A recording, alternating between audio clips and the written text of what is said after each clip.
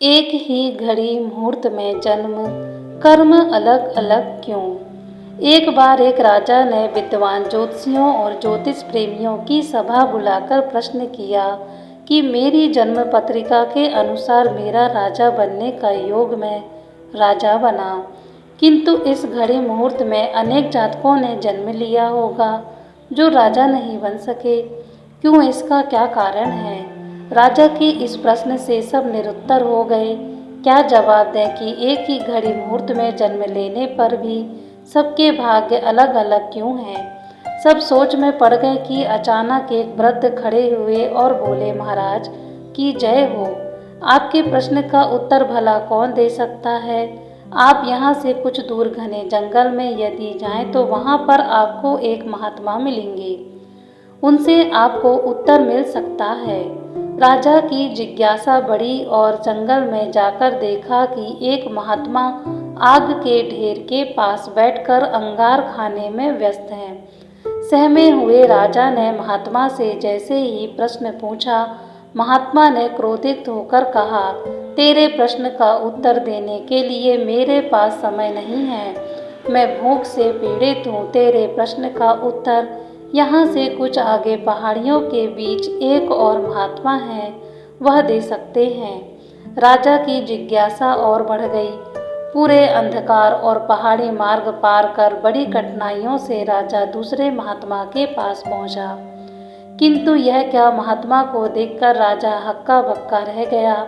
दृश्य ही कुछ ऐसा था। वे महात्मा अपना ही मांस चिमटे से नोच नोच कर खा रहे थे। राजा को देखते ही महात्मा ने भी डांटते हुए कहा, मैं भूख से बेचैन हूँ, मेरे पास इतना समय नहीं है। आगे जो पहाड़ियों के ऊपर एक आदिवासी गांव में एक बालक जन्म लेने वाला है, जो कुछ ही देर तक जिंदा रहेगा। सूर्य उदय से पूर्व वहां पहुँचे, वहां बालक तेरे प्रश्न का उत्तर दे सकता है। यह सुनकर राजा बड़ा बेचैन हुआ। बड़ी अजब पहेली बन गया मेरा प्रश्न। उत्सुकता प्रबल थी। कुछ भी हो, यहाँ तक पहुँच चुका हूँ, वहाँ भी जाकर देखता हूँ क्या होता है। राजा पुनः कठिन मार्ग पार कर किसी तरह प्रातः होने तक उस गांव में पहुँचा। गांव में पता किया और उस दंपत्ति के घर पहुंचकर सारी बात कही और शीघ्रता से बच्चा लाने को कहा। जैसे ही बच्चा हुआ, दंपत्ति ने नाल सहित बालक राजा के सम्मुख उपस्थित किया।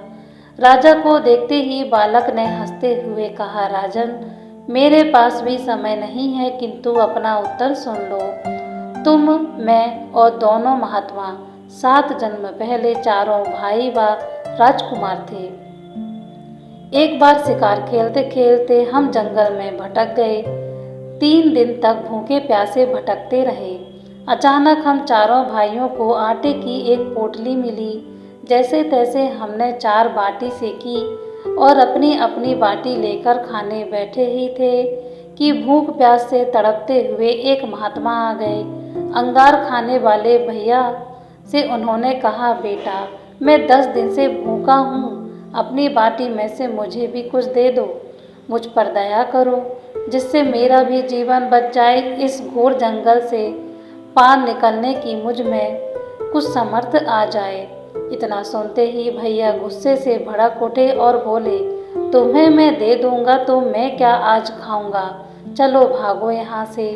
वे महात्मा जी फिर मांस खाने वाले भाई के निकट आए, उनसे भी अपनी बात कही, किंतु उन भैया ने भी महात्मा से गुस्से में आकर कहा कि बड़ी मुश्किल से प्राप्त यह बाटी तुम्हें दे दूंगा तो मैं क्या अपना मांस नोच कर खाऊंगा। भूख से लाचार वे महात्मा मेरे पास भी आए, मुझे भी बाटी मांगी तथा दया करने को कहा, किंतु मैंने भी भूख में धैर्य को खोकर कह दिया कि चलो आगे बढ़ जाओ, मैं क्या भूखा मरूं। बालक बोला, अंतिम आशा लिए वो महात्मा, हे राजन, आपके पास आए, आपसे भी दया की याचना की। सुनते ही आपने उनकी दशा पर दया करते हुए खुशी से अपनी बाटी में से आधी बाटी आदर सहित महात्मा को दे दी। बाटी पाकर महात्मा बड़े खुश हुए और जाते हुए बोले, तुम्हारा भविष्य तुम्हारे कर्म और व्यवहार से फलेगा। बालक ने कहा है, इस प्रकार हे राजन, इस घटना के आधार पर हम अपना भोग भोग रहे हैं। धरती पर एक समय में अनेक फूल खिलते हैं, किंतु